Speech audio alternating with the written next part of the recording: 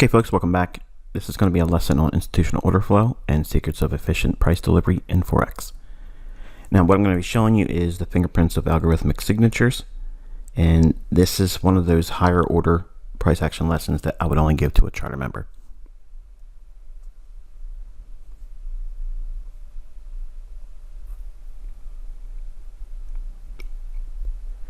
Okay, institutional order flow and secrets of efficient price delivery in Forex.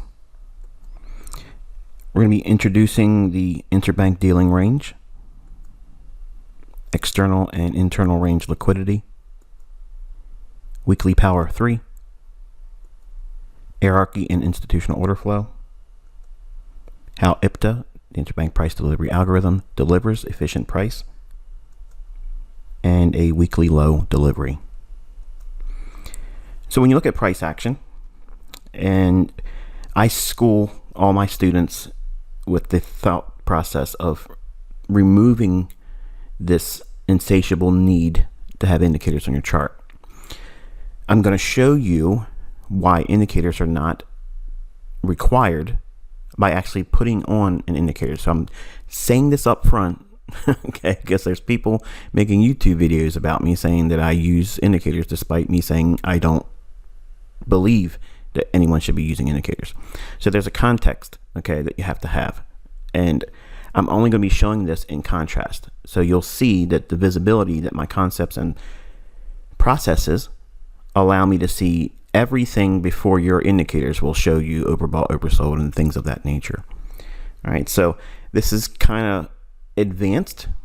So if you're new to my work, it's probably going to go over your head in certain parts.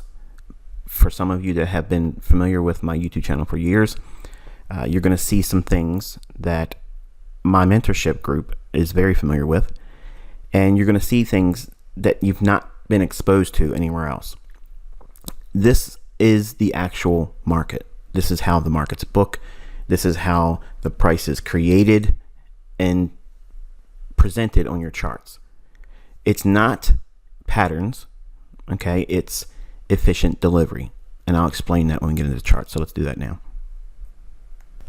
All right, folks, we are looking at the euro dollar. This is a 15-minute time frame, and the data that I'm displaying is from the feed that's offered on TradingView for Forex.com. So that way, if you want to compare and contrast your own charts and look at what I'm showing you here, that way everything will be on the up and up. All right, so I want you to look at this segment of price action, and right away, I already know and anticipate, and it's unreasonable for you to understand where I'm going to draw your attention to. But I'm going to hopefully pull back the veil a little bit and show you how these algorithms operate and where they reach for their data, okay, which is what I teach as a IPDA array. Critical highs and lows, areas of inefficiency where price needs to most likely go back to and rebalance, and I'll explain what that is when we get into the video. But looking at this price action, there are specific things that are important, and it's not obvious to traders unless they're schooled to look for it, and no one out there has ever revealed this before. No one has ever explained how these things occur. You always have these little pieces of things, and it feels like you've always been in search of that next thing. If I could just figure out that one thing that unlocks everything. And while this lesson isn't necessarily going to do that, it's going to show you, again, I have a very deep cookie jar, okay? The lessons that I have taught publicly and even in my private mentorship, they're not done. They're nowhere near done, and there's so much more depth to it. So I'm going to kind of bring you into this, and even my charter members have not been exposed to this. So I want you to, number one, appreciate the fact that my willingness to do this is very charitable. Okay, so I don't need to do this. I do this simply because I enjoy it, and it's also kind of like a way for me to snub my nose at the folks that think they know everything because they got a couple videos on the sly. So we're looking at the euro dollar. It's a 15-minute time frame, and I want to take your attention to this area right over here. Now, everyone knows because of this YouTube channel, I've made it very public, and now everyone has it in their analysis, and that's great because that was the reason why I shared it. I want everyone to learn from it and grow from it. But these relative equal highs, above that, there's going to be buy-side liquidity. And below this area here would be sell-side liquidity. But if you're looking at your chart and say this is the chart that you have at the time and say this is mark to market right now, real time, wherever you are in the world, this is what your chart looks like. What do you use to glean any kind of information? Well, I'm going to introduce the interbank dealing range, and what that is a specific range. Okay, you've probably seen even my videos in the past as well, where I'll take a Fibonacci and I'll lay it over top of a particular price leg, or a particular swing low to a swing high, or a swing high to a swing low. And perhaps you looked at that and thought, why is he picking that swing and not this swing? And I've had trolls in the past, say, he doesn't know what he's doing. It's just, he's cherry picking. I'm going to show you one of the things that I do, and it's based on how the algorithm refers to old data. Your indicators don't calculate on the basis of this. Your school of thought and retail things that I even studied too, folks. Okay, I started in 1992. And I was actually introduced to technical analysis back when I was 16, which was years before 1992. My uncle actually was trying to teach me technical analysis back in 1988. And being a young man, I really wasn't all that interested, but I was being exposed to it at that point, overbought, oversold, trend lines, and that such. So, but in 1992, I formally sat down and began my learning November 5th, 1992, on a Thursday night at 9 p.m. So that's one of those moments in my career I can look back and say, all that started then. That was like my birthday as ICT. None of the books I purchased, none of the courses I purchased, none of the seminars I attended, all those things never really got to the heart of what makes price move. Why is it doing what it's doing? And this is one of those lessons to show you just how much is actually going on behind the scenes that you're never really exposed to. I want you to take a look at this area here where the buy side liquidity is. Do you see how we ran above that with this price run? And now also, can you see how this swing low here that starts this price run was taken out with this movement here? So we have two reference points. One, this is a run on external range liquidity. That's over here. And this low here is a run on internal range liquidity. Now, while I'm not going to go into great detail about what exactly is internal range and external range liquidity, it's important for you just to understand that I'm calling reference points to this low and these highs. And we have cleared the board, if you will, on both sides. Sell stops below this low have been taken out, and buy stops above these highs over here have been taken out with this price run. So that means we have a specific price range. And I'm going to show you that now. We have this new low and this high. What that is the interbank dealing range high and low. What it specifically draws attention to is the most recent run on liquidity above the marketplace, which is buy side liquidity, and below the marketplace, which is sell side liquidity. So once you have arrived at a particular swing that has done both, ran buy side and sell side. Now in this instance, you can see how price has ran buy side above these relative equal highs over here.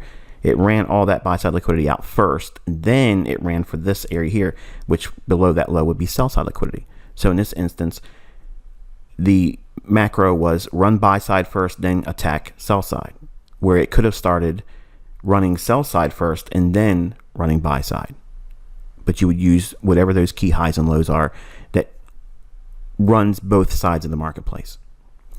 So again, it's not important for you to understand this at all at this point. Just know that that's the framework I'm using. I teach internal range and external range liquidity and dealing ranges, but it's beyond the scope and time because it takes multiple lessons. But I'm introducing it publicly here because I just want to show you. I just really want to show you something that transcends everything else. Okay, and you'll see the logic, and you'll also start to see some of the things I've made available for free on this YouTube channel, how they plug into this narrative, and it becomes like Swiss timepiece. It's perfection. Because if these markets are in fact rigged, if they're controlled, there's going to be signatures that prove that they are, and they're going to be precise, and they're going to be predictable. They won't have any area of randomness, if you will. Okay, so this area here and this area here, I have introduced that. So both buy side and sell side liquidity has been purged. Now this low and this high, that's your range. Okay, so if we scrub over, you can see how we started to run higher.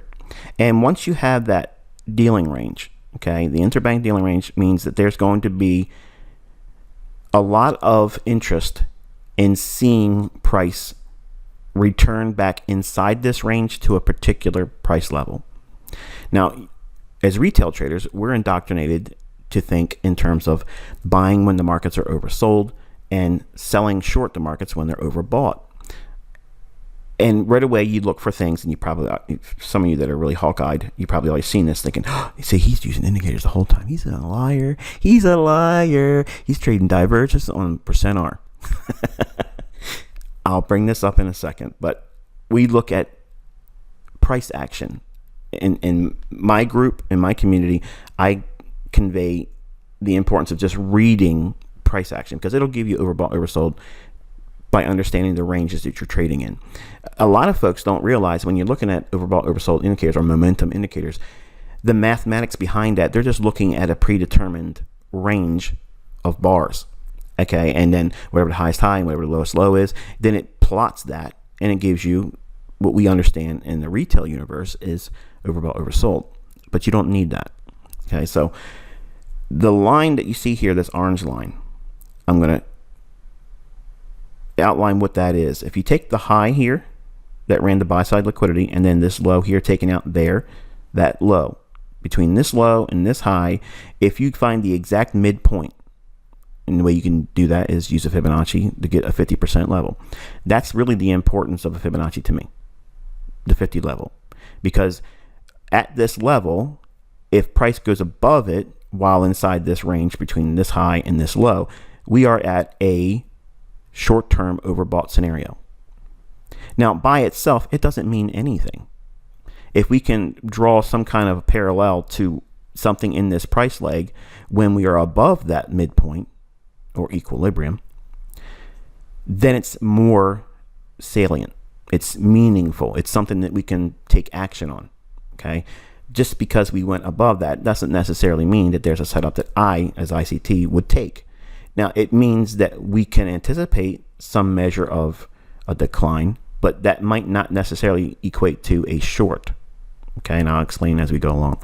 But as we go further into price action, we start a new week here. So this is all price action from last week, and Monday's trading starts here, and then we go deeper above this high and deeper in reference to this high to low. See how much higher we are up here? We aren't going back to this high. All we're trying to do is look for periods where it trades above this orange line, the darker one.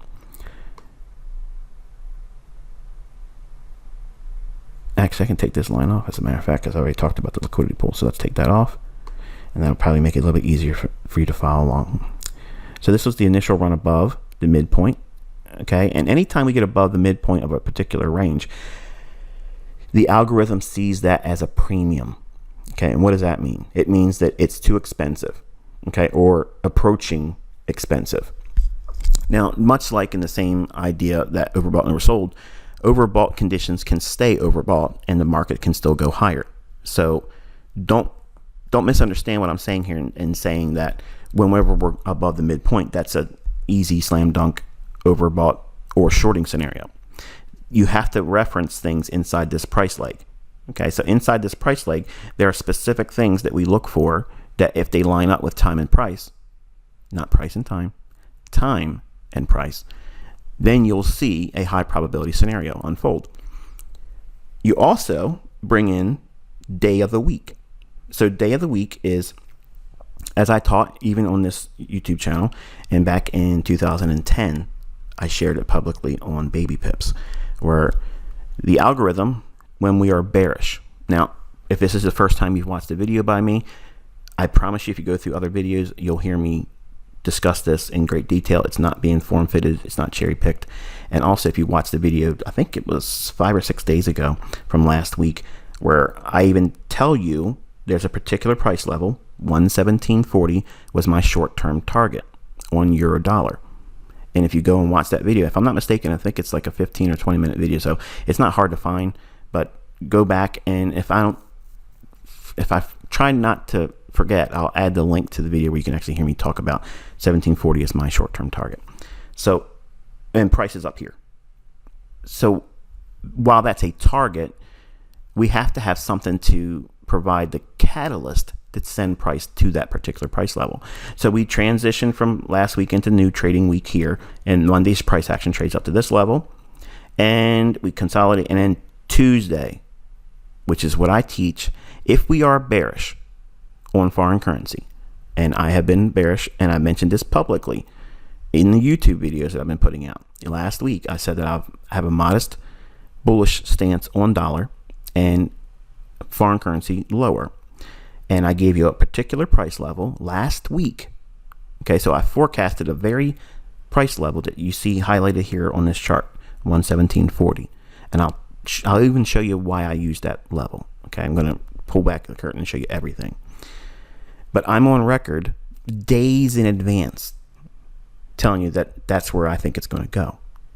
Now, I'm going to pull together the things that I have taught somewhere in this library of YouTube videos I have. I don't know exactly where I have everything because I've done a lot of videos, and off the top of my head, I just don't know where I have them, but it's taught. But I teach that when we're bearish, there is a 70% likelihood that the high of the week will form on Tuesday. If it doesn't form on Tuesday, it will occur on Wednesday. But if it does form on Tuesday, you'll still get a very strong sell on Wednesday as well. So your focus should be, where is price drawing to? Where's the next draw on liquidity? Okay. If we're bearish, and this was the range that we've outlined here, and this is what I'm teaching you how I interpreted price action going into this week for euro dollar. Then if we're bearish, we anticipate a run below this low. It's going to leave that dealing range because it's already done its work here on buy side. And if you subscribe to the same view I was holding for weeks now, that there's a modest, not extremely strong, but a modest bullish stance to dollar. If dollar goes up, there's a more likelihood that the foreign currency markets will drop. Okay, that's the normal ebb and flow. So if we look at the relationship of that range from high to low, and now incorporate days of the week. Here we have Tuesday. Tuesday, we started Monday late and then crossed over into Tuesday. And then as the market makes its run above this level right in here, okay, this level here is an hourly candle signature, and it's a rejection block. You're teaching mentorship, Michael. No, I'm demonstrating my creations. I have the right to do so, and it still won't help you. You have to have me teaching you using it ahead and then showing you how it plugs in play. Mentorship videos is not the same thing as you have my entire mentorship. I'm not even anywhere near done.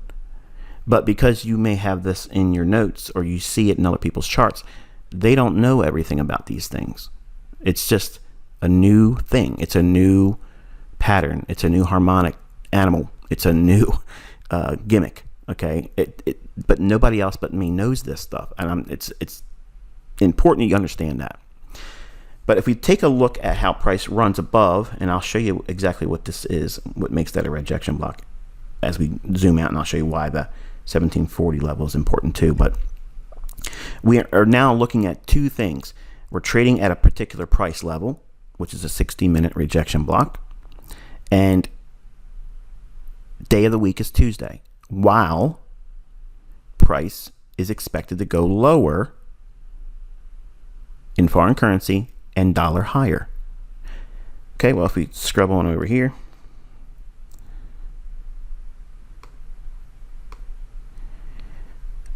price goes up on Tuesday, trades to the rejection block, and look how far we are above that orange line. Again, that's equilibrium. So anything above this line is a premium. So that's where your high probability shorts are going to occur. But you have to have it in reference to a specific price range. This is the interbank price range right here. This is the dealing range in which the algorithm is going to work within. It doesn't need to go up above this high here because it's already done so. So the last time it ran liquidity in this range was taking out sell side. So what it'll do is it'll create short-term highs to do what? Every time it creates a short-term high and starts to trade down, traders will go short and they'll put what above this level? New buy stops to protect their shorts. So willing buyers have orders resting above this high and the market trades above that. What's actually happening? They're accumulating short positions. Who is? The interbank traders. You don't see them. They're not on CNBC. They don't write books. Okay, but that's what's occurring. Above this high, they're shorting. They're selling to those buy stops being activated. These individuals that were selling short, they're now neutralized. They're no longer in the market. But their order was counterparty to interbank traders that now hold a short position. Same thing. The market drops down. The algorithm delivers a small little decline. What starts to build above here? More buy side liquidity, buy stops, because now this one failed, but this one really is the high in the marketplace, so they can go short. The market trades down a little bit, gives them that little cookie, or they chase it down here and they put their stop loss above here. What kind of stop? Buy stop.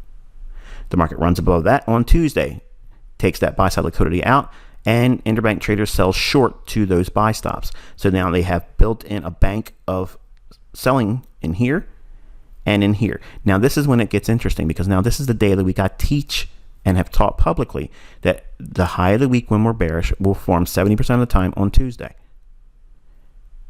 What's the high of the week so far? Tuesday. So the market trades lower. Now it leaves all of this price action right here by breaking down. So this high, this low, and this high here on Tuesday, I taught you how to look at market structure and how to validate those breaks in market structure so you can trade with them.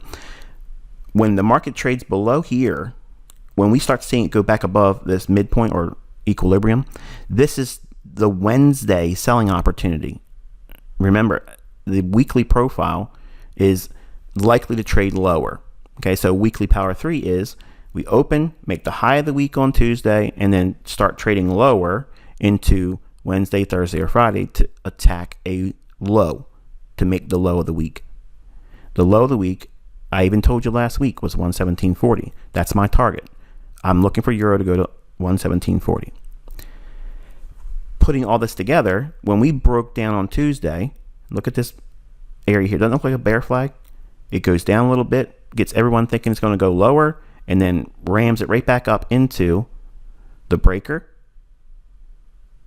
Trades on Wednesday, again, London session, then it cascades lower. Then every rally from that point on, it's only going to rally to a point of inefficiency. Now, what does that mean? Let me take this level off because now we've already used it and it's accomplished the method already, so we don't need to reference it anymore. And I'm going to zoom in. Now on Wednesday, when the market starts to really start to take off and go lower, every time the market creates a little small gap in price. Now think for a moment, okay? The ideal scenario is dollars bullish, foreign currencies bearish. We have now made a high or potential high of the week on Tuesday, and Wednesday it's selling off. So we can trust that this is likely to draw down to our objective, which is 117.40. I promise I'm going to show you why 1740, but for now, just follow along. Every time that the market gets ahead of itself and trades quick with large ranges, or in this case on my chart, I have a down candle as a black candle.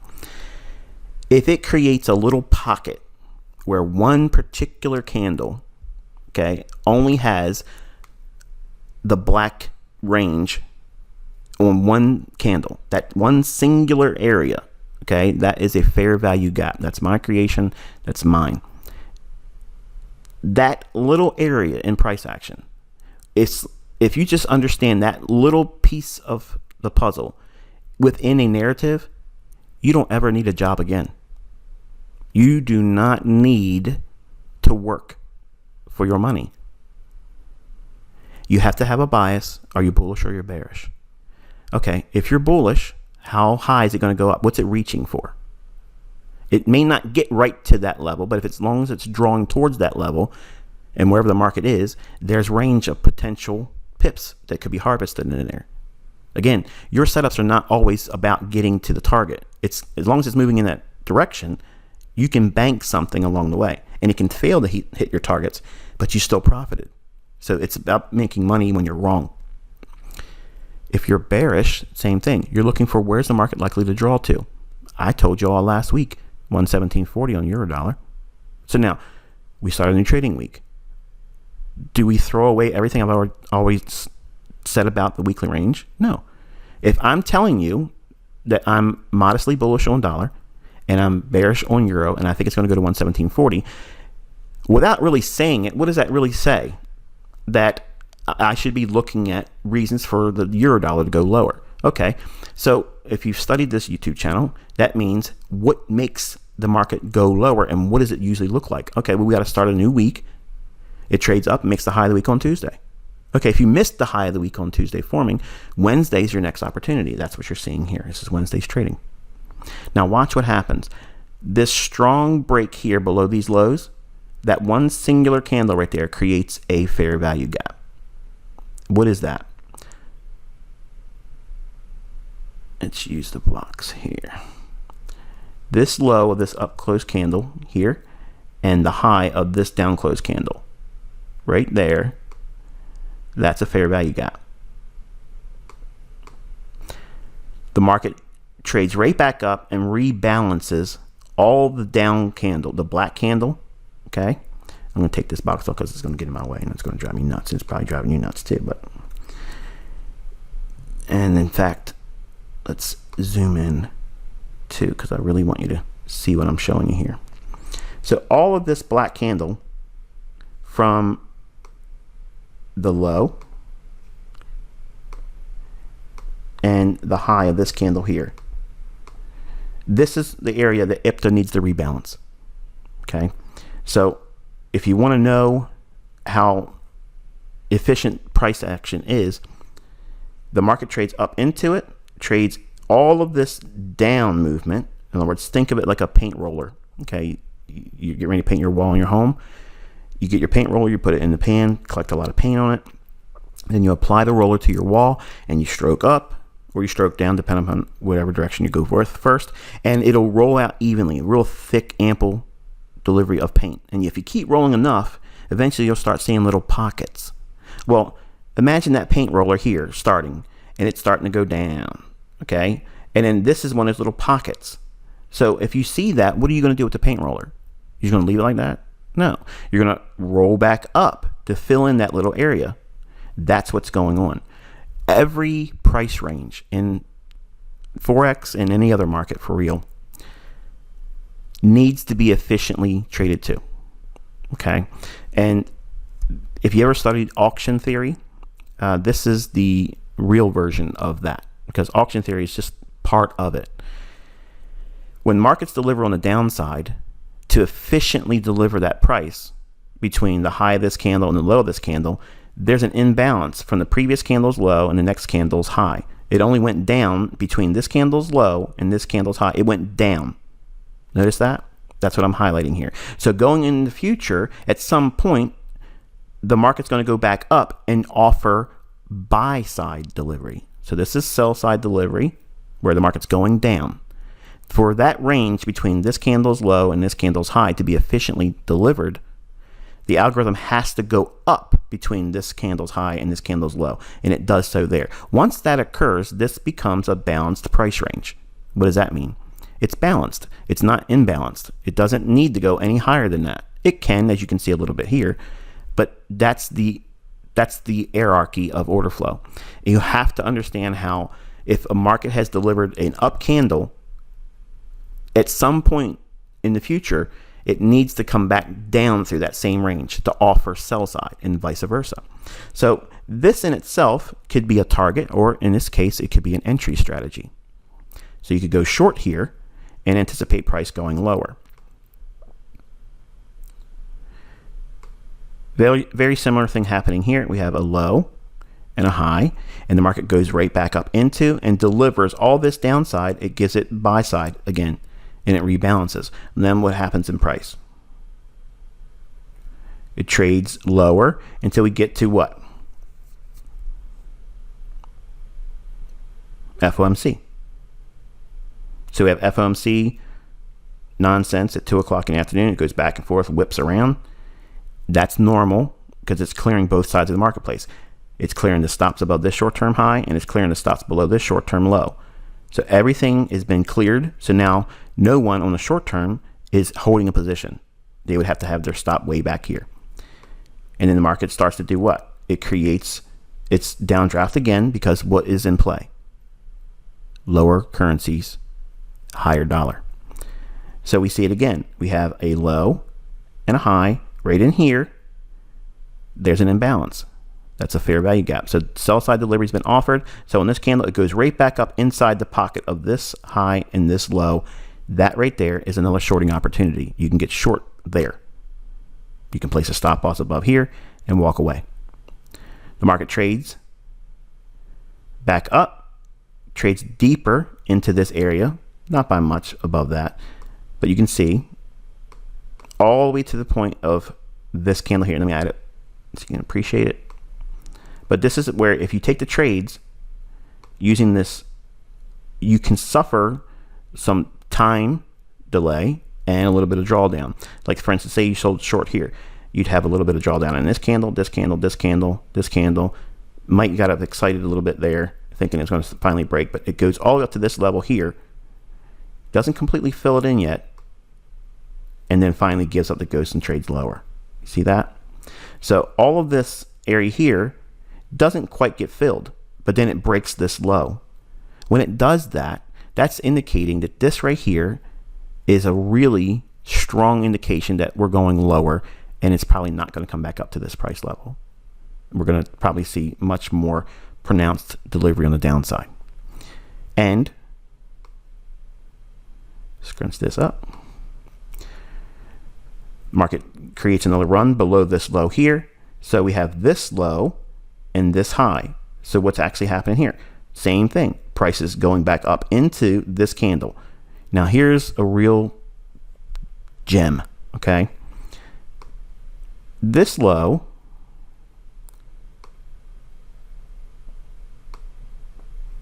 and this high. Price has went down, gone up, and then down to this price point right there. You see that? So all of this is a balanced price range. The market has been delivered on the downside, and then it's delivered on the upside, and it's down again. So when the market trades back up here, it's not, listen folks, this is really important.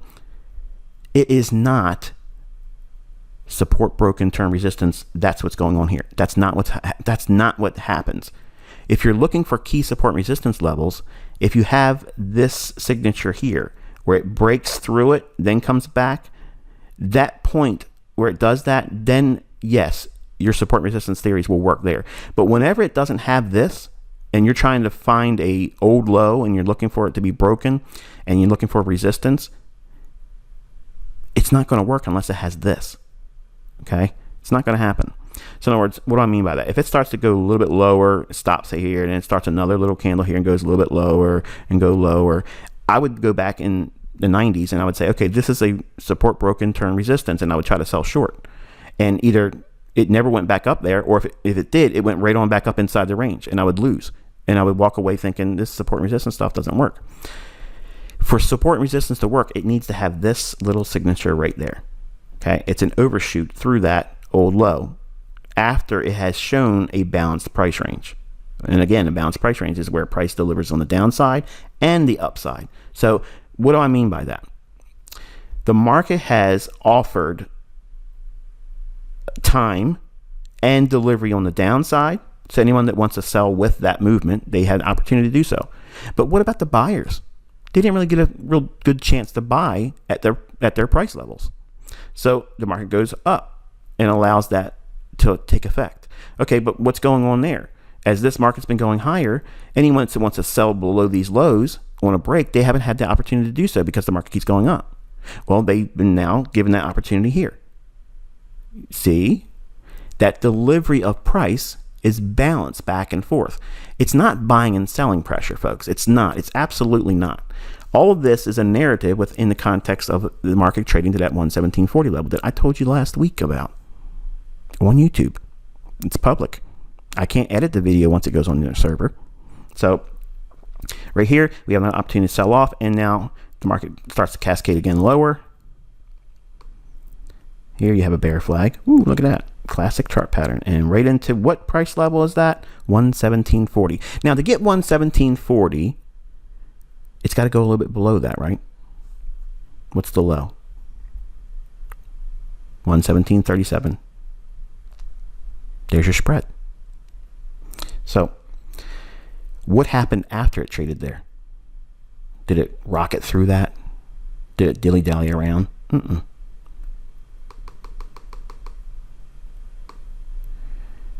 Off to the races.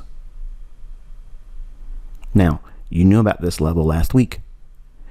You knew about the weekly high and the lows forming on Tuesday. 70% of the time, if it's bearish, it's going to create the high of the week on Tuesday. If you look at this chart here and really take in what I've just outlined, it's really hard to argue against these markets being manipulated 100%, controlled absolutely, predictable certainly. Rejection block. Let's go to the hourly chart.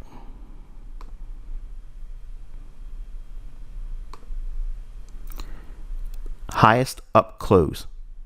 That's what I'm highlighting there. It trades to that and then rejects. Breaks this swing low. This is a breaker. Okay, right in here. And it's also your point of reference for market structure being broken. Bam. And then the narrative starts. It goes right to the level I told you it was going to go to. Now, why 117.40? Let's go back over here. All the way back here. See all these lows? What's resting below that? Let me go back a little. See? These lows, these lows, these lows, these lows. All of them have been reference points for trailed stop losses. What kind of stops? Sell stops. Right in here, you see a series of down close candles. That starts your bullish order block. There's a small little price action segment right in here that's a gap. That's that fair value gap. You're trying to tell me? No, I'm telling you. I told you last week, 117.40. That's the basis. So if we go to a 4-hour chart, what's this candle here? That's the last down close candle before this move up. This last down close candle's high comes in at 117.41 and 3 pipettes. So if it's going to reach down in here, I'm going to round it to the nearest round 10 level, 117.40. We have liquidity below here and here, and then bam, we tag through it, and there's your run. There. Predictable. I'm on record even with my mentorship group that I was looking for that run. We were looking for that last week as well. So, but you have to have the market provide all those things with time first.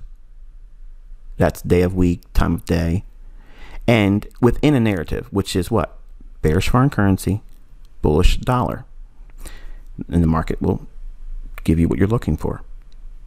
But you can't just simply say every up close candle before the down move, every down close candle before the up move, and that's all you got to do. No, there's internal range liquidity and there's external range liquidity that helps you frame a narrative. And that's what mentorship is with me. It's me guiding you through almost 3 decades of experience and things that I haven't even put out in video or lessons yet, because they have to be introduced gradually, not because I'm dangling a carrot, not because I'm teasing, not because I'm making it impossible for anyone to ever learn it. There's so many things.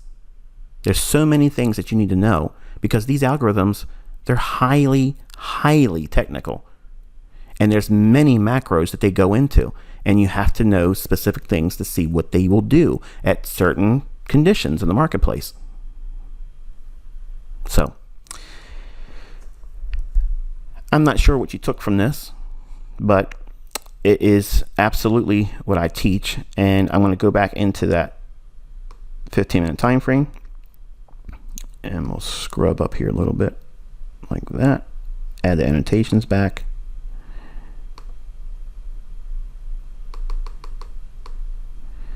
Okay, and now I'm going to pull up the overbought oversold indicator. Now, when I was trading back in the 90s, Larry Williams was my hero. And in fact, he really still is. He was my original mentor, even though I was really introduced to trading by my uncle.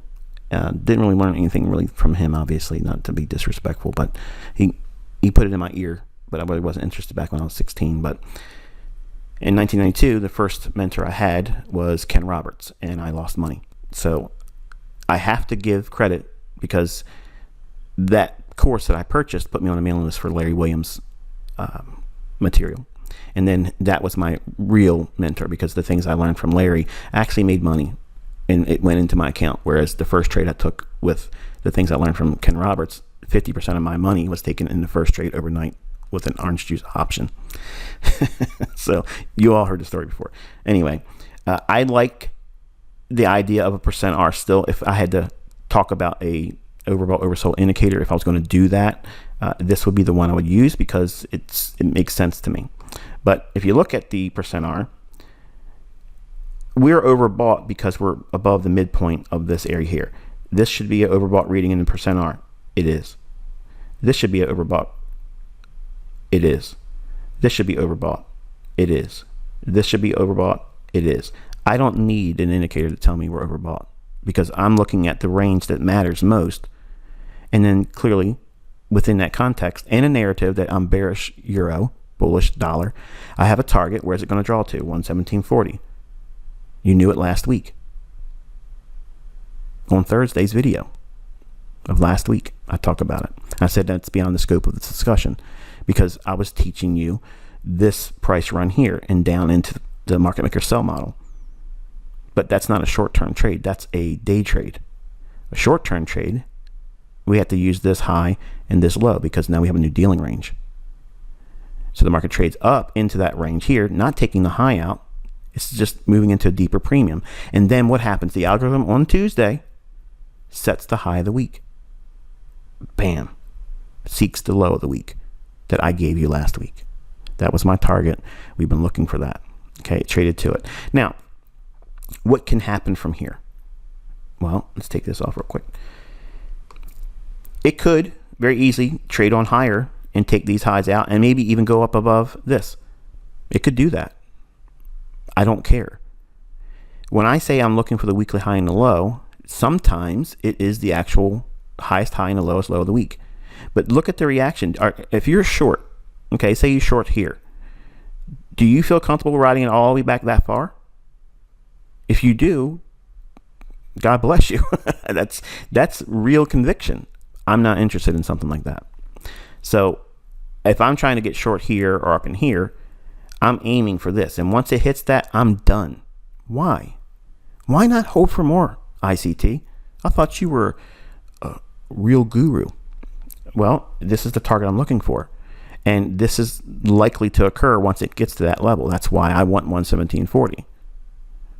Because I don't want to ride this out. Because the more it keeps going higher, the more likely it is to trade against the liquidity above here. And now these equal highs. And then if it goes above here, then that unwinds the whole narrative that I used to build the context around that 117.40 level. So let's get this off, because this is blasphemy. And looking at, again, price action like this, naked, it feels like it's noise, it's chaos. But everything in here has a reason for it occurring, and I teach this. This is not a new introduction. The only thing new I gave was defining the interbank dealing range and what makes it such. And in summary, you want to look at where the most recent dealing range has traded. Did it take out buy side liquidity? Did it take out sell side liquidity? You need to find those two most recent demarkers. And once you know that, that's your current dealing range on an interbank level for any time frame. Okay, using a 15-minute time frame, that's like my bellwether. I can find a lot of setups with a 15-minute chart. And if you use an hourly chart, you'll come up with a different dealing range. So don't think, well, what happens if I look at the 4-hour chart and then that doesn't look like it does this and that? You trade the time frame that you're looking at. This is the time frame I used. The narrative is already in motion. Modest higher prices in dollar, lower foreign currency prices, and this is our dealing range. Okay, so you use last week's information to tell you what this week's going to do. And this weekly profile, I even shared that publicly. Bearish week, okay, Tuesday's high of the week, 70% of the time. And you can get a really good sell signal on Wednesday. There you go. Folks, listen. I hate to sound like I'm twisting everyone's arm, okay, but I get a plethora of emails from people that say the markets are not manipulated, you're talking lies, there is no algorithm, there's this and this. Listen, I'm only going to provide the evidence. You wrestle with that because you're not going to convince me, because this is what I use to call the markets.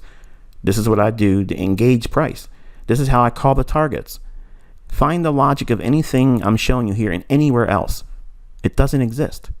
It does not exist, because this is self-reliant. It stands on its own. I don't need to defend it. That's why I tell everybody, go through my videos and then wrestle with it, because you're either going to walk away thinking this is too much work. Okay, great. You didn't debunk it. Or you're going to say, oh my goodness, this is exactly what's going on. Hello, conversion. And that's all it takes. Just stick your foot in this web and you'll never get out of it alive. Period. Once you see it, you cannot unsee it. And every week, every day, and it won't stop. Until next time, I wish you good luck and good trading.